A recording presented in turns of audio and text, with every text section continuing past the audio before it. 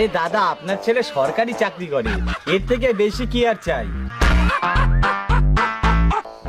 বাবা, আমি আলাদাভাবে মেয়ের সাথে কথা বলতে চাই। বলছি দাদা, আমার ছেলে একটু আপনার মেয়ের সঙ্গে আলাদাভাবে কথা বলতে চায়। আচ্ছা ঠিক আছে, এই মা যা তো একটু কথা বলে আয়।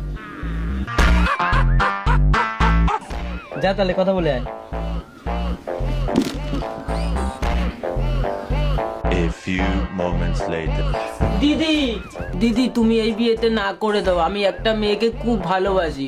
আমি যদি ওই মেয়েকে না পাই, আমার হাতে শিরা কেটে দেবো। আরে ঠিক আছে ঠিক আছে, তুমি পা ছাড়ো, আমি বাইরে গিয়ে সবাইকে না বলে দিচ্ছি। বাবা, মেয়ে বলছে আমার পছন্দ না।